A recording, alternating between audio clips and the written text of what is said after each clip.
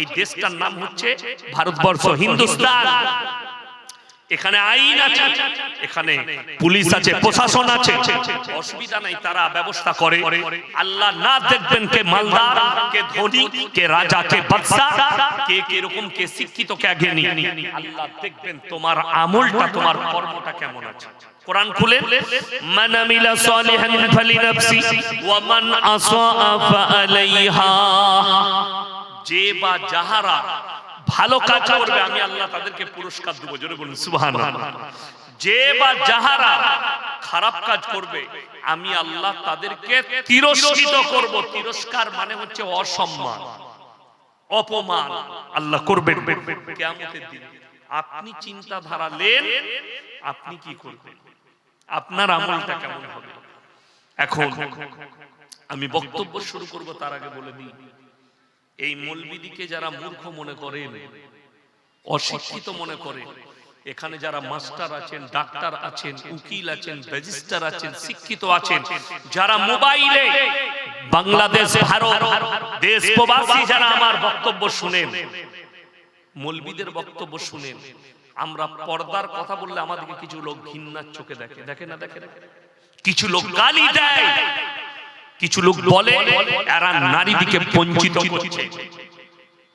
Mobile খুলে দেখলে তোলপাড় চলছে গোটা পৃথিবী, ইফেস্টেন ফাইল।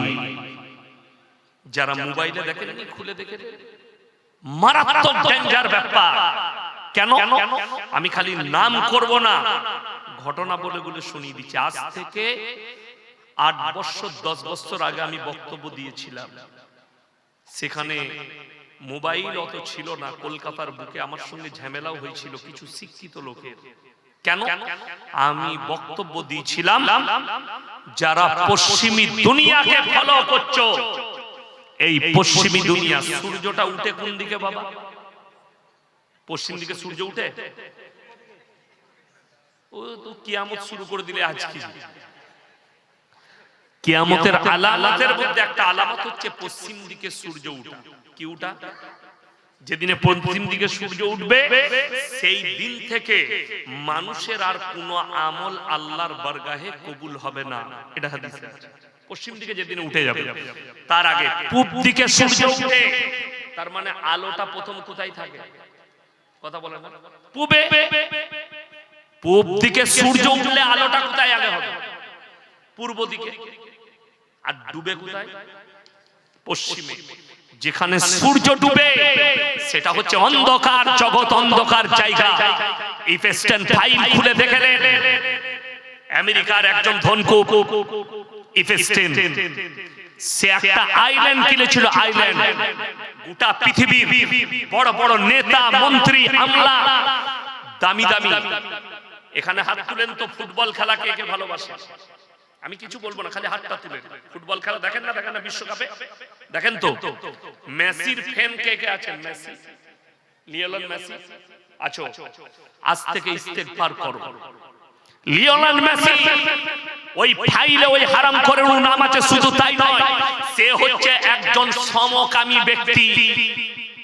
আজকে ফাইল প্রকাশ হয়েছে, এবং সেই জায়গায় কি হতো জানেন?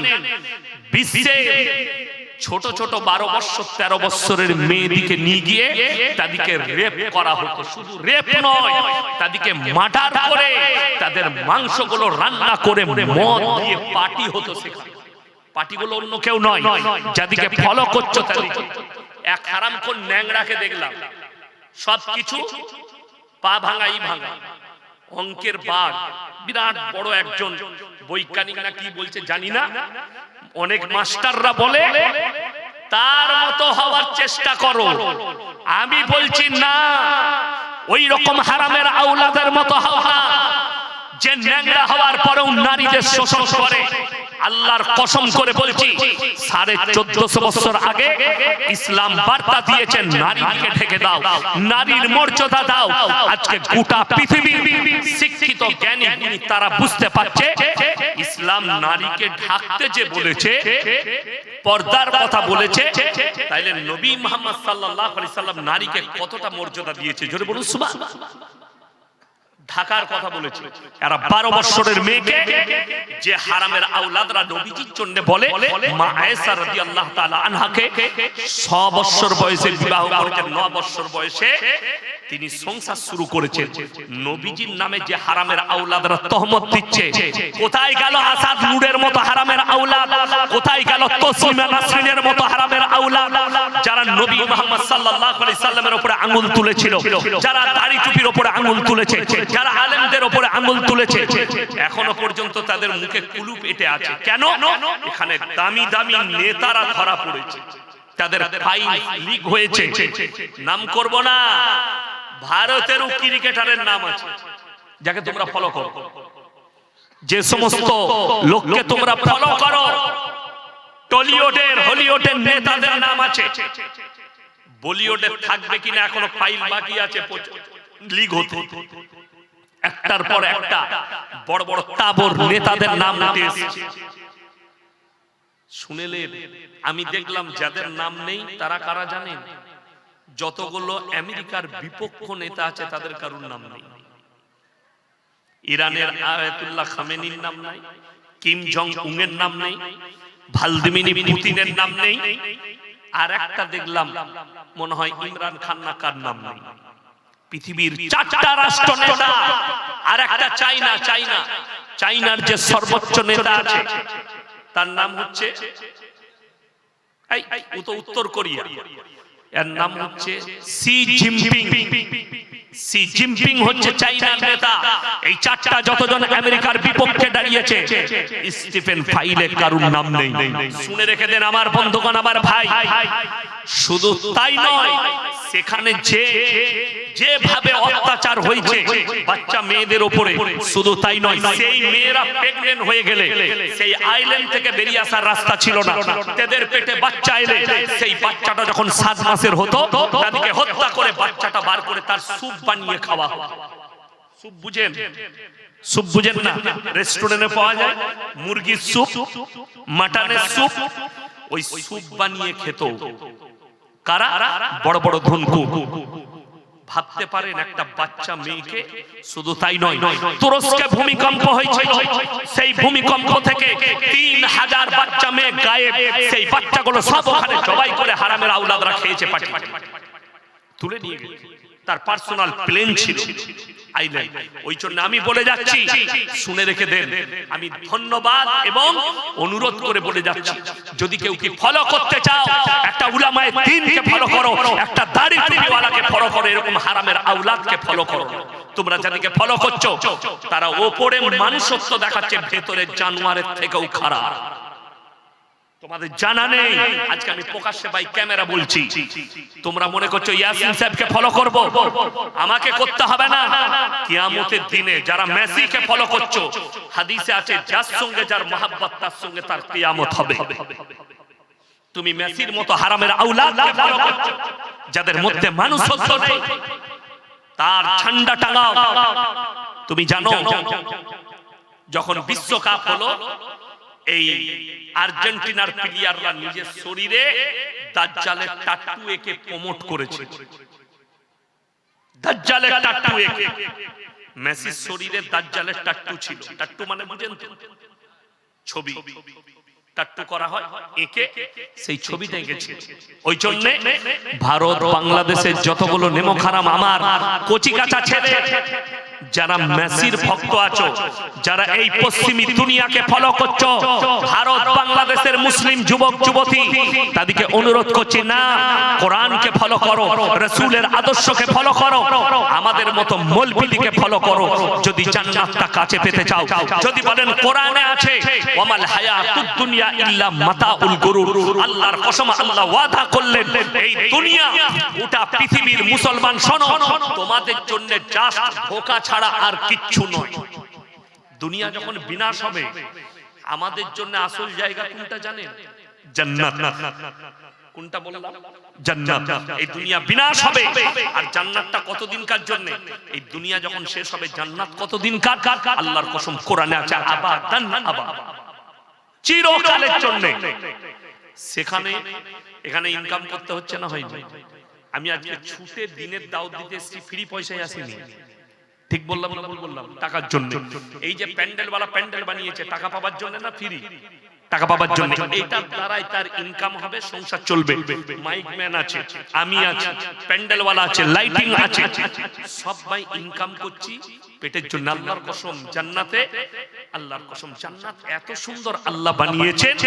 জান্নাতের প্রথম আপ্যায়নটা শুনে নেন, কোরআনে আছে বিআকওয়াবিন ওয়া বারিক ওয়া কাসিম মিন মাইন লা ইউসাদদাউনা আনহা ওয়া লা ইউনজিফুন। আহা, কোরআন সূরা ওয়াকিয়া আল্লাহ তাআলা কোরআনে বললেন অনেকজন মদ পান করে, মুসলমান কেউ মদ পান করবেন না।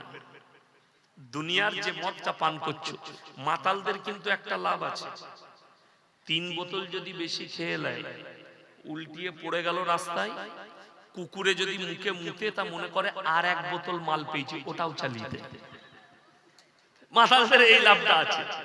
কিন্তু আল্লাহর কসম কোরআন বলছে বিআকওয়াবিন ওয়া বারিক ওয়া কাসিম মিন মাইন লা ইউসাদদাউনা আনহা ওয়া লা ইউনজিফুন। জান্নাতি দিকে জান্নাতের দরজায় আপ্যায়ন করা হবে পাক পবিত্র কটোরা দ্বারা শরাবান তাহুরা পান করানো হবে। যে শরাব পান করলে মাথা ঘুরবে না, ভুল বকবে না, অজ্ঞান হয়ে পড়বে না। জোরে বলুন সুবহানাল্লাহ। সেই শরাবান তাহুরা তোমাদেরকে পান করালে তুমি যখন পান করবে মাথাও ঘুরবে না, ভুলও বকবে না, অজ্ঞান হয়ে পড়বে না। আমি পবিত্র শরাবান তাহুরা পান করাবো। আপ্যায়ন শুরু। নাম্বার 2, জানেন জান্নাতের সবথেকে দামি উপহার আল্লাহ কি দিবেন? সবাই পাবার আশায় ভালো আমল করব, জোরে বলুন ইনশাআল্লাহ। সব থেকে দামি উপহারটার নাম হচ্ছে আল্লাহর দিদার, জোরে বলুন সুবহানাল্লাহ। আল্লাহর দিদার পাবেন, সব থেকে দামি উপহার। আপনি মনে মনে আশা করুন আল্লাহ আমি আজ থেকে ভালো হব, বলুন ইনশাআল্লাহ। দেখুন পশ্চিমী দুনিয়াকে ফলো করলে গান বাজনা আপনার কাছে হয়ে যাবে জায়েজ। পশ্চিমী দুনিয়াকে ফলো করলে মদ জায়েজ হবে। একজন ভদ্র মহিলা, আমি জেলার নাম করব না, আমাকে ফোন করেছে যে বিয়ের আগে তার স্বামীকে, যে ছেলেটা বিয়ে করছে তাকে জিজ্ঞেস করেছে কি করেন, বললে আমি একটা বড় হোটেলে ম্যানেজমেন্টে থাকি। ভালো জিনিস, চাকরি করে। পরবর্তীতে বিয়ের পরে মেয়েটা নামাজি মুসল্লি দিনদার, সে জানতে পেরেছে তার স্বামী নাকি মদ ঢালে, মদ পরুষে, গ্রাহকরা এলে তাদেরকে মদ ঢেলে দিতে হয়। সে বলেছে আমাকে শাকসবজি খাওয়াও, কিন্তু তোমার এই হারাম ইনকামে আমি নেই। আমাকে ফোন করলো কি করব হুজুর? আমি বললাম শরীয়ত ইজাজত দিবে না, আমাদেরকে ফোন করে জায়েজ করতে পারবে না। যেমন সুদ, সুদ শুধু লেনেওয়ালা দোষী নয়, যারা সুদের কারবার করে দেখবেন মধ্যখানে একটা করে দালাল থাকে, থাকে না? ভাই বলে দিবি তো, ওকে বল না আমাকে সুদে টাকা দিবে। এই যে মধ্যখানে মালটা থাকে, সে আবার 100 টাকা চা খেতে লাগে। এই দালাল যারা কারবার করছে, লেনেওয়ালা, দেনেওয়ালা, লিখনেওয়ালা, তার যত রকমের কাজ আছে, তারা যতজন জড়িত আছে সবাই সমান পাপী হবে সুদে। ওই জন্য আমার বন্ধুগণ, পশ্চিমী দুনিয়াকে আপনি ফলো করলেন, আপনারা কি মনে করছেন এখন মদের বার দেখতে পান না? পান না মদের বার। আমি আসার সময় একটা হোটেলে চা খাবো মনে করলাম, মাথা ধরেছে, যাই বললাম চা খাবো। দূর থেকে বাইরে থেকে দেখতে পেলাম হাই রোডের গায়ে বার লেখা আছে, আমরা পালিয়ে চল রায়গঞ্জে বাইপাসে একটা চা খেয়ে চলে এলাম, বার লেখা আছে। এরপর যদি বলেন এইগুলো কি নবীজির জামানায় ছিল? ছিল, কিন্তু তাবদীল হয়েছে। তাবদীল কি দেখুন, আল্লাহ রাসূল সাল্লাল্লাহু আলাইহি সাল্লাম উনার যুগে গাড়ি ছিল, আমি এখন গাড়ি চেপে এলাম, কথা বলে না, গাড়ি ছিল কি? তখন যানবাহন ছিল উট ঘোড়া। কি ছিল? উট ঘোড়া পাইদাল, এটা ছিল। উন্নতি হচ্ছে যানবাহনের, তো পরিবর্তন হয়েছে। আল্লাহ রাসূল সাল্লাল্লাহু আলাইহি সাল্লামের যুগে হাম্মাম ছিল। হাম্মাম, হাম্মাম শব্দটার অর্থ হচ্ছে নারীরা, নর্তকীরা ড্যান্স করত মধ্যখানে, আর চারিদিকে বসে মদ পান হতো। বড় লোকরা মদ পান করতো আর টাকা উড়াতো। এখন হাজারো মুসলিম নিজেকে স্ট্যান্ডার্ড আর নিজেকে বলছে আমরা আজকে উন্নতি লাভ করেছি, আমরা মডেলিং, টাকা হয়েছে ব্যবসা করে। তারা রাতের বেলায় তাদের ছেলে মেয়েরা বাড়ে গিয়ে টাকা উড়াচ্ছে, মদের বাড়ে টাকা উড়াচ্ছে নারীদের পেছনে, বলছে আমরা তো স্ট্যান্ডার্ড। এই মৌলবীরা তো কিছু নয়। অনেকদিন আগে, আমি নাম করব না, বর্ধমানে একটা পেপারে, আমার আলমারিতে পেপারটা আমার লাইব্রেরিতে এখনো ভরা আছে, বস্তায় ভরে রেখেছি, কয়েক হাজার পেপার ভরা আছে আমার বাড়িতে, বস্তায় প্যাক করা আছে। কেন রেখেছি? তথ্য হিসাবে। সেই মেয়েটার নাম বলবো না, সকলে জানেন আপনারা যারা শিক্ষিত লোক আছে, বর্ধমানে ইউনিভার্সিটি আছে, জানেন না? জানেন না? বর্ধমানে ইউনিভার্সিটি আছে। সেই ইউনিভার্সিটির একজন প্রফেসর, মুসলিমদের মেয়ে ছেলে প্রফেসর, তাকে বক্তব্য দিবার জন্য কোন একটা কনফারেন্সে ডেকেছে। কলেজের ইউনিভার্সিটির কনফারেন্স হচ্ছে, প্রেস কনফারেন্স, সেখানে বক্তব্য দিচ্ছেন। সেই বক্তব্য কি বলছে জানেন? মুসলিম ছেলে মেয়েদিকে বলছে, তোমরা শোনো যারা মুসলিম। দ্বিতীয় নম্বর, সে বলল এখন মডেলিং এর যুগ, এই কিছু দাড়ি টুপিওয়ালা তোমাদিকে বোরকার নাম করে, পর্দার নাম করে বন্দি করে দিচ্ছে। ওখান থেকে তোমাদিকে বেরিয়ে আসতে হবে, এই দাড়ি টুপিওয়ালাদের কাছ থেকে বেরিয়ে আসতে হবে। নাম্বার 3, যেটা আরো মারাত্মক, সেটা হচ্ছে সে বলল যে এই উন্নতির যুগে, মডেলিং এর যুগে সমকামিতা খুব ভালো কাজ। নাউজুবিল্লাহ বলে। অনেকে হয়তো সমকামিতা বুঝতে পারেননি, আমি জানি অনেকে বুঝবেন, শিক্ষিতরা, যারা অশিক্ষিত আছেন চাষিবাসী, তারা আমার সেই ভাইয়েরা বুঝতে পারেননি। এটা আপনার দোষ নয়, অসুবিধা নেই। এই সমকামী আলেমরা বুঝে গেছে, সবাই যাদের মধ্যে ইলম আছে, তালবিল ইলম আছে, আলেম আছে, তারা বুঝতে পেরে গেছে। এখন দেখুন, নবীজি সাল্লাল্লাহু আলাইহি সাল্লামের একটা মারাত্মক হাদিস আছে। নবীজি বললেন আখিরি জামানায়, কোন জামানায় বললাম? আখিরি জামানায় বর্বরতার যুগের পাপগুলো মডেলিং হয়ে ফিরে আসবে। এই মেয়েটা যখন বক্তব্য দিয়েছিল, আমি আল্লাহর কাছে নামাজের পার্টিতে দোয়া করেছিলাম, আল্লাহ বর্ধমান টাউনে আমার একটা জলসার ডেট করে দাও। আল্লাহর কি কৃপা, যে পাড়াতে ওই হারামের আওলাদ প্রফেসর থাকে, ওই পাড়াতেই জলসা আমার দাওয়াত দিয়েছে। বিসি রোড, আমি তাগড়া জড়ো হয়ে গেছি, এবং আমার স্ট্রং ছেলেরাও ছিল, যারা বললে আপনি বুক ফুলিয়ে কথা বলবেন। আমি বললাম আমাকে বলতে হবে না, বর্ধমান টাউনে কারো বাপের হিম্মত নাই আমাকে কথা বলতে, তোমরা খালি শুনবে। আমি তাকে বললাম, আপনি যদি আমার বক্তব্য শুনে থাকেন, পেপারটা সাথে নিয়ে গিয়েছিলাম, তাহলে তুমি কান খুলে শুনে নাও আমার উত্তরগুলো। কিয়ামতের সকাল পর্যন্ত সময় রইল, যদি উত্তর আনতে পারো, আমি ইয়াসিন তুমি যা বলবে সেটাই কবুল করব।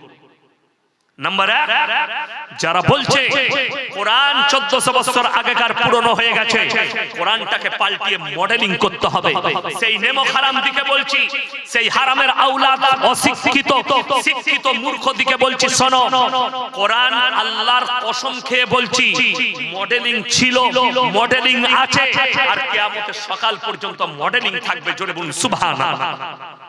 যদি বলেন দলিল, আপনাকে দলিল দেবো রায়গঞ্জ থেকে, এইখান থেকে শুরু করব আমি, আপনাদের হেমতাবাদ থেকে। আপনি একটা বাজার স্টার্ট করুন, এমন কোন বাজারটা নেই যে বাজারে সরকারের লাইসেন্স দিয়া মদের দোকান নেই। ঠিক বললাম না ভুল বললাম? আছে না?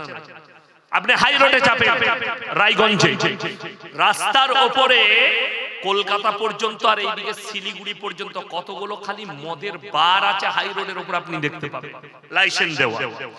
সে তাদের ইচ্ছা, সে যা পাচ্ছে করুক, কিন্তু আমার বলা, এরা বলছে মদ খাও, নারীকে ধর্ষণ করো, মেয়েকে ইউজ করো, মদের বাড়ে মেয়েদের শরীর দেখো।